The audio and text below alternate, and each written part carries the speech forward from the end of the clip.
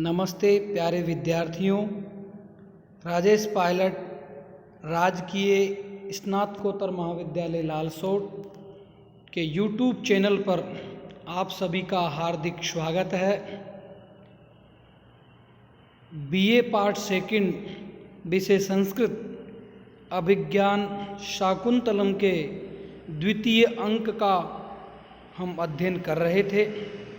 पूर्व कक्षा में हमने पढ़ा कि राजा दुष्यंत और शकुंतला के मध्य में धीरे धीरे प्रेम की आसक्ति बढ़ रही है। राजा दुष्यंत अपने मन में विचार कर रहा है कि भले ही प्रिया शकुंतला सुलभ न हो, किंतु मेरा मन उसके भावों को देखने से आश्वस्त है। कामदेव के सफल न होने पर भी दोनों की मिलने की जो उत्कंठा है परस्पर अनुराग को उत्पन्न करती ही है। आज की कक्षा में हम आगे देखते हैं। श्लोक है स्निग्धं वीक्षितमन्यतोऽपि नयने यत प्रेरयन्त्यातया यातं यच्च नितम्बयोर्गुरुतया मंदं विलासादिव मागा इत्युपरुद्धया यद्यपि सा सासूयमुक्ता सखी सर्वं तत् किल मतपरायणमहो कामी स्वतां पश्यति स्निग्धं वीक्षितमन्यतोऽपि नयने यत प्रेरयन्त्यातया यातं यच्च नितम्बयोर्गुरुतया मंदं विलासादिव मागा इत्युपरुद्धया यद्यपि सा सासूयमुक्ता सखी सर्वं तत् किल मतपरायणमहो कामी स्वतां पश्यति।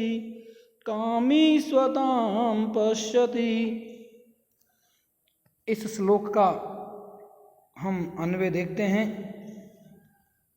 अन्वय है अन्यतः अपि नयने प्रेरयन्त्या तया यत् स्निग्धं वीक्षितं नितम्बयोः गुरुतया विलासात् इव यच्च मंदं यातं मागा इति उपरुद्धया सा सखी यद्यपि सासूयम उक्ता तत्सर्वं मत्परायणं किल ओह कामीश्वतां पश्यति।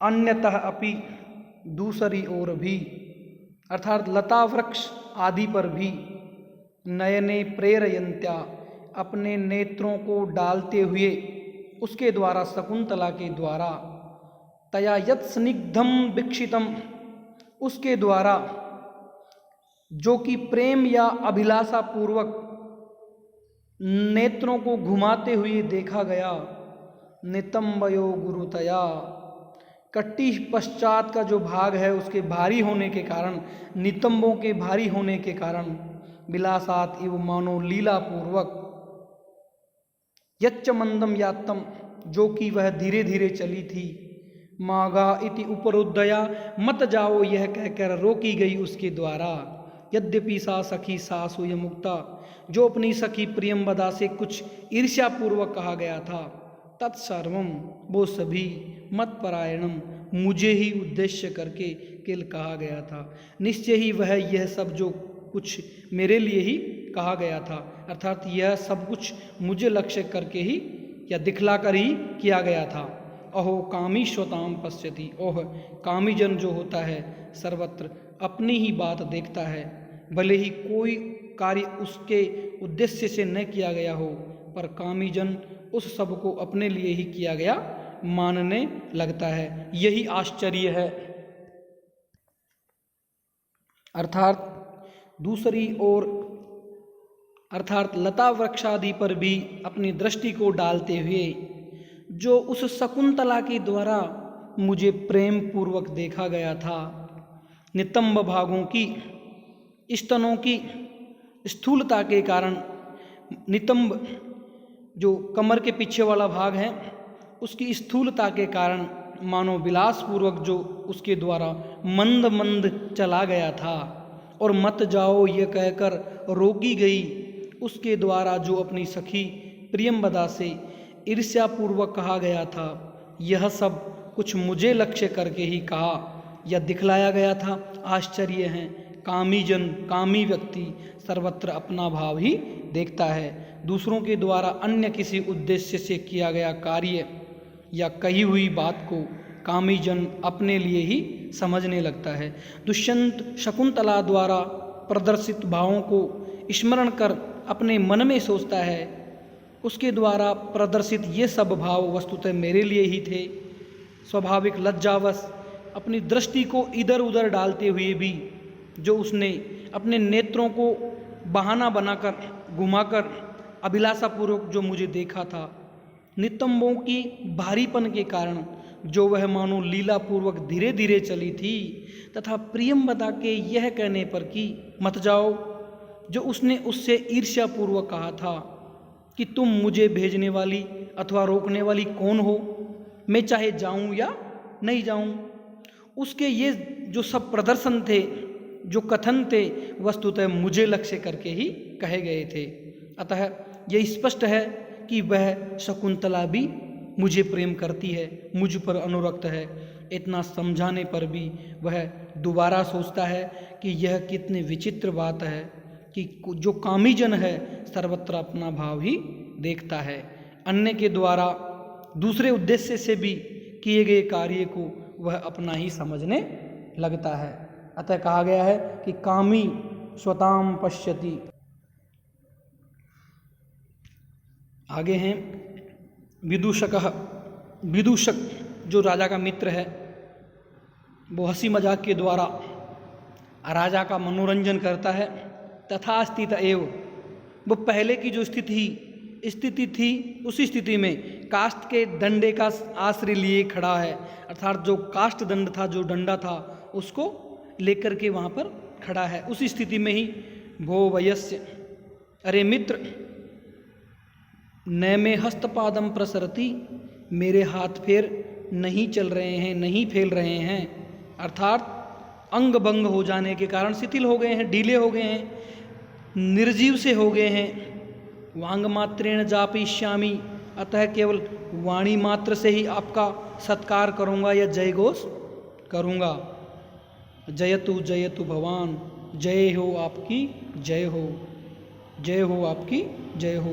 राजा सस्मितम, हंसकर, कुतो अयम गात्रोपगातः, इस प्रकार से अंगभंग कैसे हो गया है। विदूषक है, विदूषक कहता है, कुतः किल स्वयं अक्षाकुलीकृत्या अश्रु कारणम पृच्छसि, कहाँ से, हे मित्र, स्वयं मेरे नेत्रों को चोट पहुंचाकर, स्वयं अक्षाकुलीकृत्या, नेत्रों को चोट पहुंचाकर, अश्रु कारणम पृच्छसि, मुझे आंसुओं का कारण पूछ रहे हो। राजा, न खलवा गच्छामि, सचमुच वास्तविक में मैं तुम्हारे कथन का जो उद्देश्य नहीं समझ पा रहा हूँ, अर्थात मैं आपकी बात नहीं समझ पा रहा हूँ।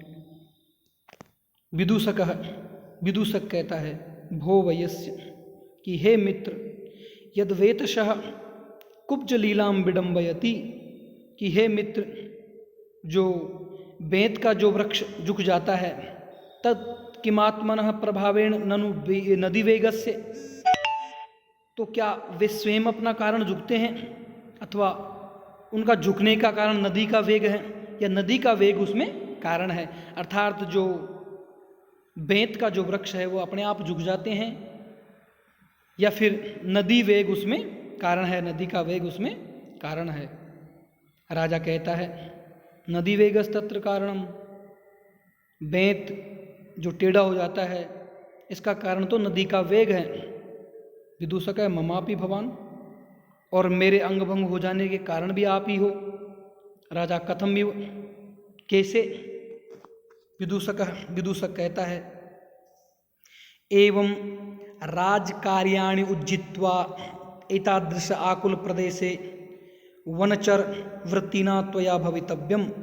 इस प्रकार से राज्य कार्यों को छोड़कर उस प्रकार के विभिन्न हिंसक वन्य पक्षों से युक्त वन प्रदेश में या वनवासियों अथवा भीलों की वृत्ति का आचरण करना क्या आपको उचित है?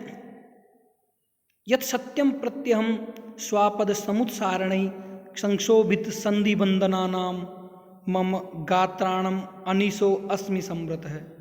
यह आपके सर्वथा अनुकूल है। सच तो यह है कि जंगली जीवों के हाँकने हेतु घोड़े पर अनुगमन करते करते मेरे जो शरीर के अवयव हैं संधि स्थलों के ढीले हो जाने के कारण मैं अपने ही अवयवों का स्वामी नहीं रह गया हूँ। अर्थात जो मेरे शरीर के अंग भंग होने के कारण मैं स्वयं ही असमर्थ हूँ, चलने में समर्थ नहीं हूँ। तत्प्रसादिष्यामि विसर्जितुम मामे काहम अपि तावद विश्रमितुम। अतः मुझे आप एक दिन के लिए ही विश्राम के लिए छोड़ देने के लिए प्रसन्न हो। राजा स्वगतम अपने मन में अयम चैवामाह। अच्छा, और ये विदूषक इस प्रकार से कह रहा है, मन में सोच रहा है कि ये विदूषक ऐसी बात कह रहा है। ममापि काश्यप सुताम अनुस्मृत्य मृगया विक्लब्धम चेतः। मेरा भी कण्व पुत्री शकुंतला का स्मरण कर, मेरा मन भी कण्व पुत्री शकुंतला का स्मरण कर शिकार करने के लिए उदासीन है, शिकार करने में उदासीन है। अर्थात अब मैं भी शिकार के लिए उत्सुक नहीं हूँ, अर्थात मैं भी शिकार करना नहीं चाहता हूँ। कुतः, क्योंकि श्लोक है ननमयितुम अधिज्यमस्मि शक्तो धनुरिदमाहित सायकं मृगेषु सहवसतिमुपेत्य यै प्रियाया कृतैव मुग्धविलोकितोपदेशः। ननमयितुम् अधिज्यमस्मि शक्तो धनुरिदमाहित सायकं मृगेषु सहवसतिमुपेत्य यै प्रियाया कृत इव मुग्ध विलोकितोपदेशः। इसका अन्वय है अधिज्य आहित सायकम इदम धनु मृगेषु नमयितुम न सक्तः अस्मि यही प्रियायाः सवसितुम उपेत्य मुग्ध विलोकितोपदेशः कृत इव। अधिज्यम डोरी अथवा प्रत्यंचा जिस पर चढ़ी हुई है, आहित सायकम जिस पर बाण चढ़ा हुआ है, इदम धनु यह जो धनुष है, मृगेशु हिरणों पर, वन के पशुओं पर, नमितुम न सकता है अस्मि चलाने के लिए समर्थ नहीं हूँ। नमितुम चलाने के लिए न सकता है अस्मि समर्थ नहीं हूँ। यही प्रियाया शहवसितम जिन्होंने, किन्होंने, हिरणों ने, मानो प्रियाया प्रिय शकुंतला के सहवसतिम वसितम सहवास प्राप्त किया है, सानिध्य को प्राप्त किया है, उपेत्य प्राप्त करके, मुग्ध विलोकितोपदेशः मधुरता से देखने की शिक्षा, कृतः इव मानो प्रदान की है। राजा दुष्यंत कह रहा है कि मैं राजा दुष्यंत प्रत्यंचा चढ़े हुए एवं बाण से युक्त इस धनुष को उन हिरणों पर चलाने में सक्षम नहीं हूँ जिन्होंने मेरी प्रिया जो शकुंतला है उसके सहवास को प्राप्त कर मानो उसे मधुर एवं मोहक दृष्टिपात का उपदेश दिया है। जब विदूषक ने राजा को शिकार के प्रति अपनी अरुचि का कारण बताया तो राजा दुष्यंत ने विचार किया कि वस्तुतः मैं भी इस समय शिकार करने के लिए उत्साह रहित हो गया हूँ। क्यों कि मुझे तो जो शकुंतला है वो बार बार याद आ रही है, इसलिए मैं जो हिरण है उन पर बाण नहीं चला सकूंगा, क्योंकि प्रिय शकुंतला को ये हिरण भी प्रिय है तथा इन्होंने उसे मुग्ध विलोकन भी सिखाया है। आगे विदूषक बोलता है शश्मितम, विदूषक राज्ञो मुखम विलोक्य, विदूषक राज्ञो मुखम विलोक्य राजा के मुख की ओर देखकर अत्र भवान किमपि हृदय कृत्वा मंत्रयते, माँ से, हे महाराज, आप कुछ मन में रखकर विचार कर रहे हैं? अरण्य मया रुदितम आसीत, मैंने तो ऐसे ही अरण्य रोदन किया है, अर्थात कोई सुनने वाला नहीं है मेरी। तो आप भी जैसे मेरे को ऐसा लग रहा है कि सुन नहीं रहे हैं। राजा सस्मितम, राजा हंसकर मुस्कराकर कि मन्यत, और क्या? अनतिक्रमणीयम में सुहृद वाक्यम इति स्थितो अस्मि, मित्र के वचन उल्लंघनीय नहीं है, यही सोचकर चुप खड़ा हूँ। अर्थात आप मेरे मित्र हो और आपका जो वचन है वो उल्लंघन करने योग्य नहीं है, इसलिए मैं कुछ सोच रहा हूँ। विदूषक है चिरंजीव, अर्थात चिरकाल तक जियो, आप आयुष्मान हो। इति गंतुम इच्छति, ऐसा कहकर जाने लगता है। राजा वयस्य तिष्ठ सखे ठहरो, सावशेषम में वचः है, अभी मेरी पूरी बात नहीं हुई है या मैंने पूरी बात नहीं कही है। विदूषक आज्ञापयतु भवान, विदूषक कहता है कि आप आज्ञा प्रदान करें। राजा विश्रांतेन भवता ममाप्ये कस्मिन् आयासे कर्मणि हासयेन भवितव्यम, विश्राम करने के पश्चात आपको भी मेरे एक अत्यंत सरल कार्य में सहायक होना है, अर्थात मेरा एक छोटा सा कार्य करना है। विदूषक कि मोदक खादिकायाम, क्या लड्डू खाने का काम है? तेन हयम सुग्रहितः क्षणः, तब तो यह निमंत्रण मुझे सब्र हमेशा स्वीकार है। राजा यत्र वक्ष्यामि, प्रणाम करके राजा कहता है जिस कार्य के लिए मैं कहूँगा, कह को उत्तर भो, अरे यहाँ कौन है? प्रवेश करके, यत्र वक्ष्यामि कह यत्र भो, प्रवेश करके, दो वारिक प्रणाम करके कह रहा है आज्ञापयतु भर्ता, स्वामी आज्ञा दें, स्वामी आज्ञा दे। द्वारपाल प्रणाम करके कहता है कि हे महाराज आप हमें आज्ञा दें। राजा रेवतक सेनापतिस्तावद आहूयताम, जो राजा है वो उसको कह रहा है कि सेनापति राजा की ओर देखकर कहता है, राजा रेवतक सेनापतिस्तावद आहूयताम द्वारिक है तथा इति निष्क्रम में सेनापतिना सह पुनः प्रविश्य, द्वारिक प्रणम्य आगे पेतु भर्ता। राजा रेवतक सेनापति को बुलाओ, सेनापतिस्ताद आहूयताम, सेनापति को बुलाओ। द्वारपाल द्वारिक तथा इति निष्क्रम में सेनापतिस्तद आहूयताम, यह कहकर निकलकर पुनः सेनापति के साथ प्रवेश करके एस आज्ञा वचनोत्कंठा भर्ता इतो दत्त दृष्टिरेव तिष्ठति, यह महाराज दुष्यंत आज्ञा देने के लिए उत्सुक होकर इधर ही और दृष्टि लगाए हुए हैं। उपसर्पतो आर्य समीप जाएं। सेनापति कहता है राजा की ओर देखकर, राजा नाम अवलोक्य, राजा की ओर देखकर, दृष्ट दोषापि स्वामिनी मृगया केवलम गुण एव, यद्यपि शिकार में बहुत से दोष देखे गए हैं, फिर भी तथापि वही शिकार महाराज दुष्यंत के विषय में केवल गुण ही बन गई है, क्योंकि तथा ही देव, क्योंकि। धन्यवाद। अब हम आगे कल अध्ययन करेंगे। धन्यवाद।